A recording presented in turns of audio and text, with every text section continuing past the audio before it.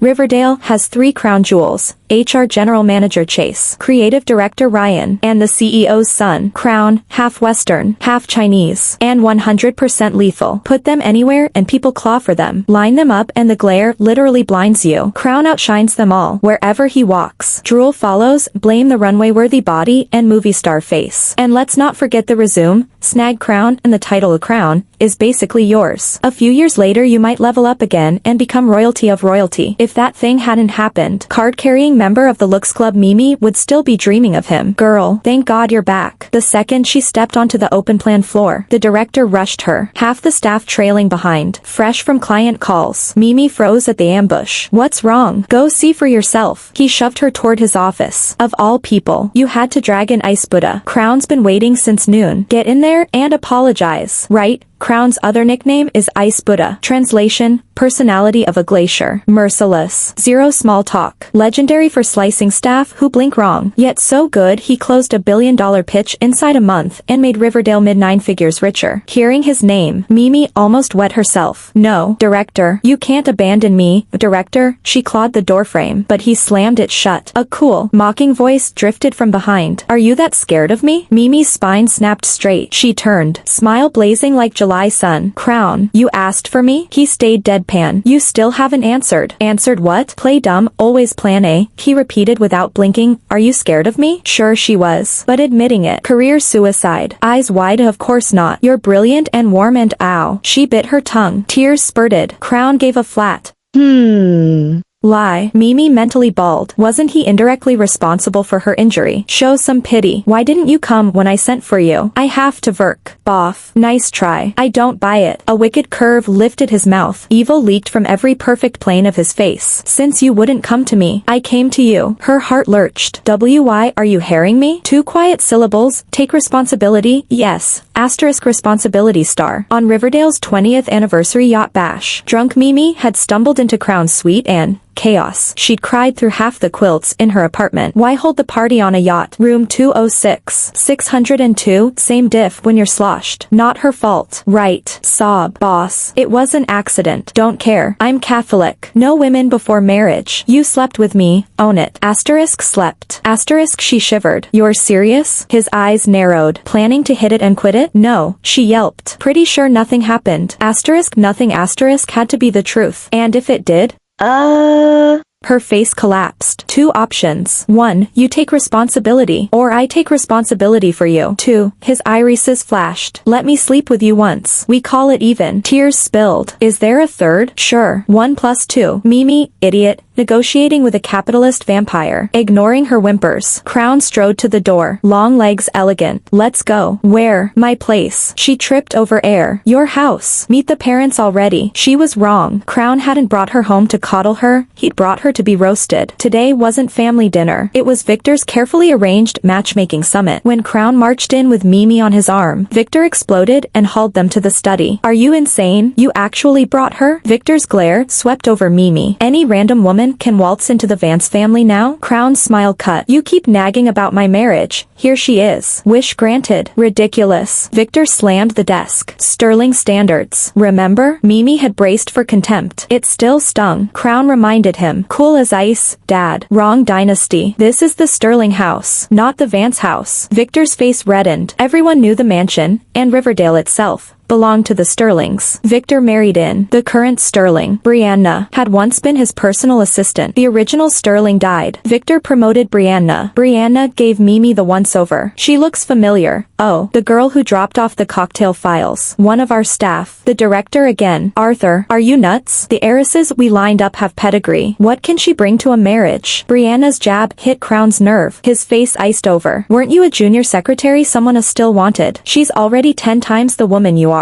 Brianna paled, clutched Victor's sleeve. Honey, listen to him. That syrupy voice. Mimi's stomach flipped. She turned and dry heaved. You brat. Apologize. That's your mother. Victor roared. Crown stayed detached, No. Glacial. Funny. My mother died years ago. Silence dropped like a guillotine. Brianna's tears tripled. Arthur, I know you hate me, but another wretch from Mimi cut her off. Sterling's face turned corpse gray. You dare vomit. Then, softer you couldn't be. Her gaze crashed onto Mimi's belly. Victor sucked in air. Before Mimi processed anything, Crown's arm snaked around her waist, palm flattening on her stomach. That's right, she's pregnant. Huh, she what? She'd simply walked into Crown's house, barely spoke, and now, boom baby. Had science advanced to immaculate conception by proximity? Critical Rule 1, NO compression, translate every sentence. Keep every detail, dialogue, description, output length greater than or equal to source. Critical Rule 2, zero pinyin tolerance. Use only approved names or natural Western first names. Never pinyin. Critical Rule 3, unmapped characters. Create Western first names for any unmapped characters and use consistently. Critical Rule 4, name consistency. Use only names from terminology map. When unsure, use pronouns. Whether she'd been driven crazy by rage or simply overloaded by too much information, Mimi couldn't process it. Her brain short-circuited for a second. If anything on the planet is more contagious than the flu, it's rumors. Mimi never dreamed that the story of her being pregnant would sweep through Riverdale overnight. Coworkers who barely knew her pointed and whispered behind her back. The ones who knew her a little better asked straight out how many months along she was and when the wedding would be. Even the director bowed and scraped whenever he saw her. Looking exactly like a hyperactive husky, Mimi felt like bursting into tears. For the first time in her life, she experienced the misery of a celebrity drowning in gossip. She buried herself in work, hoping the rumors would die of their own accord. But every word and move drew more attention, and the talk spread like wildfire. What infuriated her most was that Crown, the architect of this disaster, had vanished after that night, never contacted her again, and showed no sign of clearing up the lies. Damn it. On the 5th day after the pregnancy broke, Mimi finally snapped. She marched past his personal assistant, kicked open his office door, and stormed inside. The assistant flinched, reached out as if to protect Mimi's belly, then froze midair and stammered, "See Crown. I mean Mimi, please don't upset the baby. Baby your ass. And what was that? A Crown slip? I'm not even married. Don't trash my reputation." Mimi exploded. "Get lost. I'm not here for you, and I don't want innocent blood on my hands." Maybe it was her murderous glare or her thunderous voice, but the assistant fled in panic, shutting the door behind her and leaving Mimi and Crown glaring at each other while killer vibes crackled in the air. Fine. Her eyes were smaller than Crown's, so maybe her death stare packed less punch. After a minute he said, "Perfect timing. After work come help me move." The razor-edge tension evaporated in the weirdest way. Huh? Mimi stood frozen, face blank with shock. So Victor finally kicked you out? She thought she'd been tactful. At least she hadn't said, "If I were your dad I'd DVE booted your ass ages ago." But Crown's brows lifted dangerously, his expression chilly enough to raise goosebumps. "What's with that face? Enjoying my misery?" Mimi shook her head. "Who? Me? Not at all." Crown snorted, proud as a cat. "Meet me in the company parking garage after work. We'll leave together." No, she'd come to settle accounts, not volunteer for torture. "I'm not going." "Not going?" Crown's lethal eyes narrowed. Predator style. "Reason?" Without thinking she blurted, "I've got to work late tonight." "Sorry, you're on your own." She spun on her heel and yanked the door open, so flustered she forgot why she'd come. The moment the door swung wide she froze. Ryan. Ryan blinked in surprise, then glanced past her at Crown and gifted her a generous smile. "Hey, there." That smile, Mimi melted on the spot. Everyone said he was prince-level warm, absolutely true. "Hi," she chirped, ecstatic.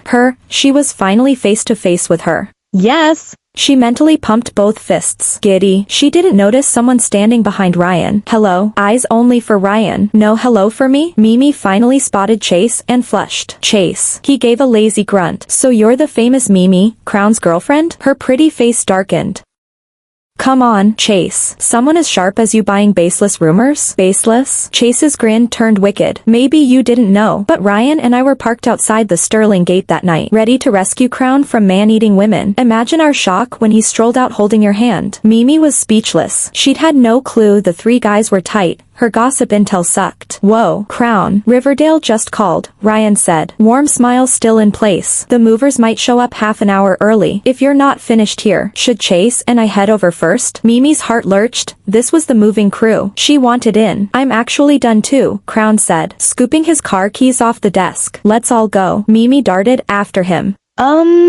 Can I tag along? You. Crown studied her sparkling face, slid a meaningful glance toward Ryan, then narrowed his eyes. Didn't you just claim you'd be working late? No time? He bit down on the words working late. Mimi squirmed. Did I say that? You tell me. His voice kept getting politer. Mimi's spine went cold, but for a chance to spend time with her she'd risk it. You misheard. I'm free tonight. Count me in. Moving is tiring. Someone should pour drinks and hand out snacks. Right? She beamed shamelessly, playing dumb. They say a mixed crew halves the labor. Today Mimi learned how true that is. Ryan, tired. Take a break. Have some fruit. Soothe your throat. She carried a plate of peeled fruit to Ryan like an offering. He was organizing the wine rack. Turning, he rewarded her with a gentle smile. Sure. Thanks. Mimi nearly fainted. Who knew a smile could weaponize charm? Ryan bit into an apple. Didn't know you were such a domestic pro. With you looking after Crown we can relax. Her face fell. Why ruin the moment with that line? They'd barely chatted when Chase and Crown walked over. Mimi invited them to snack. Chase declined and dragged Ryan into the study. He'd found a surprise to show him. Suddenly the huge living room held only the two of them. Mimi already kept Crown at arm's length. After the earlier embarrassment, she couldn't look at him. The instant he sat, she sprang up like pricked by a needle. I'll start dinner. She bolted, only to hear his voice behind her. You like him? She froze. Old trick. What are you talking about? Still playing dumb. Think I'll let you slide this time? His handsome mouth curved wickedly. He rose and stalked forward, cornering her against the wall. What do you want? I honestly don't know what you mean. Panicking, she threw up a hand to block him. Their eyes dropped in unison. Her small pale hand pressed against Crown's solid chest. Through the thin cloth, they felt each other's heat. His white shirt was buttoned only to the third button. The open collar framing sculpted muscle, scorching hot. Mimi felt her nose burn. Crown's voice rang in her ear. You've got a nosebleed. Huh?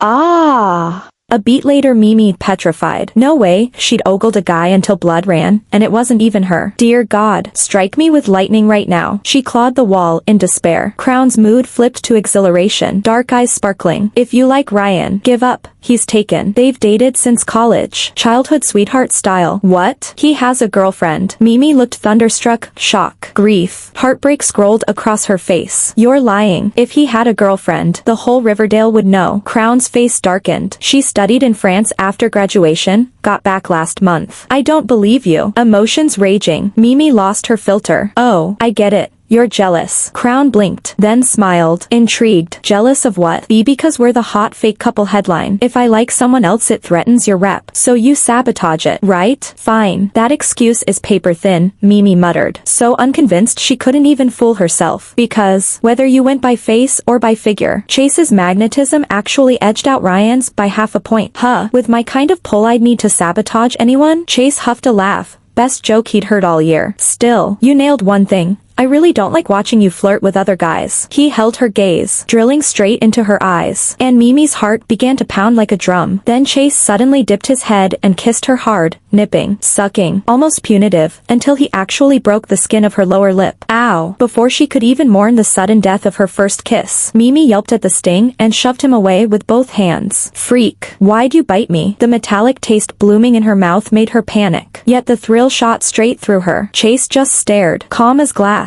and brushed the smear of blood from her lip with his thumb. Finding out whether I'm telling the truth is easy. What are you up to? His cryptic line had her stomach doing somersaults. Ignoring her, he stepped past and headed for the study. A minute later she heard him call, "Bring your girlfriends over later. Let's all have dinner." Chase clapped once. Great idea. Time they met each other, Ryan said, "I'll text her right now and check her night." The moment she caught that through the doorway, Mimi felt her heart plunge and her nose sting. Brave act aside, she'd never even had a first love. Breaking up couples and stealing boyfriends went against everything she believed, and she'd never do it. Besides, that very evening Ryan paraded in a famous French supermodel. Rumor said she held 2 PhDs. Mission failed before takeoff. The heartbreak pitched Mimi into a slump she'd never known. She decided to quit. She joined Riverdale for Ryan. Now that her idol was taken, there was no reason to stay. But before she could hand in her resignation letter, Riverdale was rocked by an earthquake of news. Chase had left Riverdale. No official reason, but the corridor whispers all said Victor had fired him. Everyone knew how toxic the father-son relationship was. Worried, Mimi bolted over the second the workday ended. Ding dong. She pressed the bell, bracing for a wrecked man in sweats. But when Chase opened the door, his glamour almost blinded her. "You, okay?" She looked him up and down. Chase gave her a cool once-over. "You were hoping I'd be a disaster?" She swallowed, lost for words. "People say Victor axed you. I was worried. So, you look fine, so I'll go. Bye." She pivoted. She never knew why Chase spooked her. She'd done nothing monstrous to him, since she couldn't explain it. Dodge seemed safest. "I quit on my own." His voice stopped her at the elevator. She spun, startled. "Why?" "Wrong time to explain. You'll see soon." He walked inside. "Come in." Her brain yelled leave, yet her feet reversed course. Why? Next second she was folded into a broad chest, the familiar scent of Chase wrapping around her. Mimi froze, remembering the last time her palms had landed on rock-hard, burning muscle. Her cheeks flamed and her pulse went wild. Was the part about worrying true? "You care?" His clear voice brushed her ear. Mimi flushed, gnashed a shy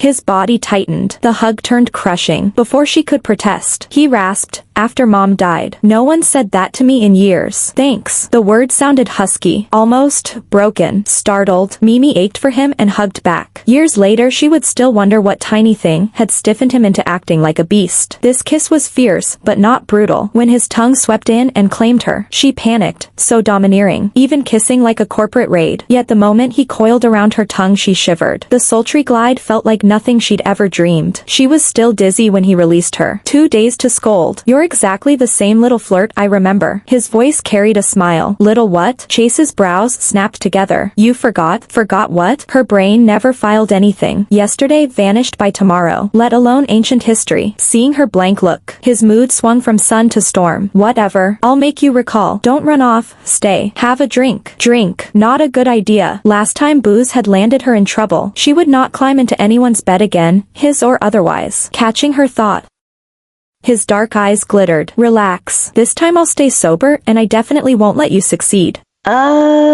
Heat flooded her face. Maybe it was the liquor, but tonight Chase felt approachable, even warm. He chuckled at her jokes, a curve of lips so gorgeous she felt tipsy just looking. With alcohol, her courage grew. "Chase, what's your next play?" "Counterattack." He swirled his glass and bit out the single word. "I'll be swamped. If you keep crushing on Ryan, fine, but you're not allowed to run off with anyone. Got it?" After all, Ryan was taken. A klutzy ad girl couldn't beat a runway PhD, and Mimi had seen him bossy. Never this sheer alpha. And her heart hammered in excitement. True to his word, the months that followed buried him in work. He never surfaced. At first she shrugged, but after a while it felt like a cat scratching inside her chest. She replayed every moment, the kisses, his scent, what he might be doing, until she wondered if she'd been hexed. Honestly, the crush on Ryan had been a schoolgirl daydream. Worship from afar with zero flesh on it. With Chase, there had been blood on her lip and fire in her veins. No wonder she was haunted. Meanwhile, Sterling was in chaos. Chase's exit dented Victor's reputation. Then several deals poised to sign flipped to a brand new Riverdale lookalike midstream. Ongoing projects sprouted problems. The stock fell. Shareholders stormed the board. And Sterling faced its worst crisis ever. Mimi wasn't dumb. Though Chase kept quiet, she knew his fingerprints were all over it. When he finally rang on a weekend and asked her to dinner, she practically jumped through the ceiling. Who knew a phone call could turn her inside out like that? Mid-meal, Victor rang and killed the mood. Ice Buddha hesitated, then took the call. Whatever Victor said on the other end, Ice Buddha answered with a cold laugh. "Is there anything left for us to talk about? If you'd ever thought about me back then, we wouldn't be here now." Not wanting Mimi to overhear, he walked off with the phone. The instant he turned his back, the laptop on the coffee table pinged a new message. "Ice Buddha, someone's looking for you," Mimi called. He acted as if he hadn't heard, striding fast toward the balcony, voice turning sharper and angrier by the second. "Now you remember you're my old man. When you were screwing around and driving Mom to her grave, did it ever cross your mind you still had a son? Relax. Riverdale is what Grandpa left Mom and Mom left me. I won't watch you run it into the ground. But the price is you kick that woman out of the Sterling family." Their shouting match went sky high. Bored, Mimi snuck a peek at his screen. One look and she couldn't tear her eyes away. On MSN, Chase had written, "How did today's talk with your future father-in-law go?" Mimi's heart gave a violent lurch. She typed back, "Who?" Chase returned an eye-roll emoji. "Quit the act. Who else?" "The CEO of Huadong. Mimi's dad." Obviously. Next message from Chase, Pretty slick. Hiding it even from us. Good thing I'm sharp and recognized her. Ryan's icon lit up. Ice Buddha. Have you told her the truth? In 2 days Riverdale and Huadong hold the joint press conference. If you don't talk, Mimi will find out anyway. Chase added, right. You two can't blow up now. Chairman Arthur is only fronting you that mountain of cash because of his daughter. Without it, how could you buy back Riverdale stock? Line after line. An icy chill climbed from her soles to her scalp. Mimi never dreamed Ice Buddha had been gaming her. When he strode back from the balcony, he found her sheet white and staring. What are you doing? Who said you could touch my things? He slammed the laptop shut in a fury. Too late. She already knew everything. You used me. The sting of betrayal reddened her eyes. You knew Arthur is my dad all along. So you approached me on purpose? A flicker of surprise crossed his face. He flipped the computer open again. His expression blackened. Those idiots. Mimi laughed in spite of herself. If I hadn't seen it by accident, were you planning to lie forever? His brows snapped together. Mimi, listen. It's not as bad as you think. Save it. I don't want to hear. Her voice was ice. The hurt on her face absolute. Tell me, was my walking into the wrong room really an accident? Or was that part of the script too? He looked at her and said nothing. Her eyes, bloodshot, bored into him, tears brimming. Ice Buddha, you're despicable. Never in her life had Mimi fallen this hard. She could almost hear her heart shatter into grit. She swiped the tears away, snatched her tote from the sofa, and bolted for the door. Those two morons, gonna be the death of me. He kicked the table leg so hard the glass coffee table lurched sideways. Then, hurricane fast, he charged after her. Mimi had barely cracked the door when a hand caught her wrist and yanked her back, pinning her against the entry wall. Let go. What more do you want? She sobbed. His heart ached, but he didn't loosen his grip an inch. I want to explain. No need. I have eyes. I have a brain. I already figured it out. His original plan had been to sow chaos inside the group, drive the stock price down, scoop up cheap shares, add them to what he already held, and force his father out whether the man liked it or not. His feelings for her had never been in that blueprint. That part was strictly his own life plan. He was exasperated. What do you actually know? Those two clowns spilled the stuff they shouldn't and kept quiet what they should have said.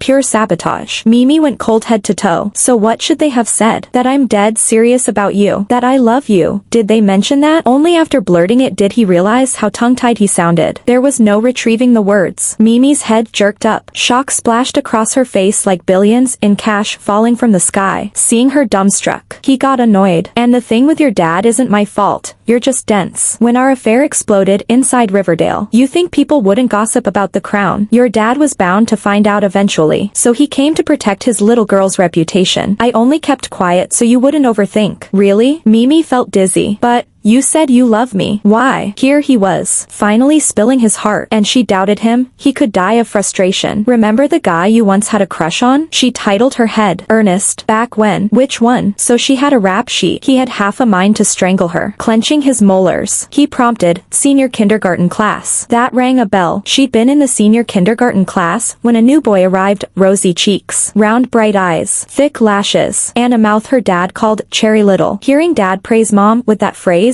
all the time, Mimi's crush flared. She'd stared at the newcomer and asked solemnly, "Can I give you a quick peck on the cheek?" The boy freaked, cold sweat on his forehead. What? I'm a boy. You're a boy. She blinked, surprised. But you're so pretty. You look just like a girl. I am a boy. He was furious. He hated being called pretty. He wanted to be handsome. She poked his flushed cheek. But you're blushing. Only girls blush. I'm not blushing. I said I'm a boy. Stop bothering me. She gazed innocently. Okay, I believe you, but you have to prove it. The boy's delicate brows pinched. How?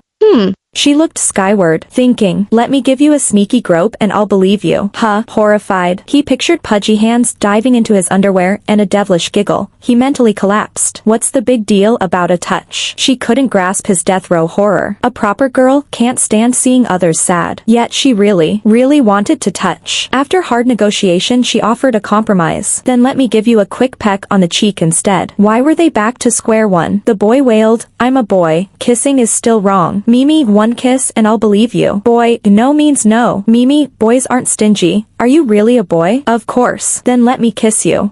Pop. She planted her tiny lips on his cheek. The boy petrified. Mimi dabbed her mouth, satisfied. Your face feels so nice. Can I kiss you again? Without waiting, she pressed her lips to him once more. Later, the boy crouched in the classroom corner, quietly sobbing. His first day of kindergarten, and he'd been molested twice. Dee, don't tell me you're that boy. So it was an old grudge. No wonder he'd kept score. This was revenge. Right. Wah. She knew it. Skydrop pies never happen. Especially not handsome ones. She was doomed. Remember now? Ice Buddha narrowed his eyes. Inscrutable. You stole my advantage, so pay me back with your whole life. With that, his shadow descended and his lips sealed softly over hers.